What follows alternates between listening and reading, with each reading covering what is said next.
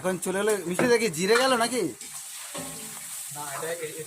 তুমি কি রান্নাঘরে ঢুকেছো? একটার পর একটা জিজ্ঞেস করে যাচ্ছ।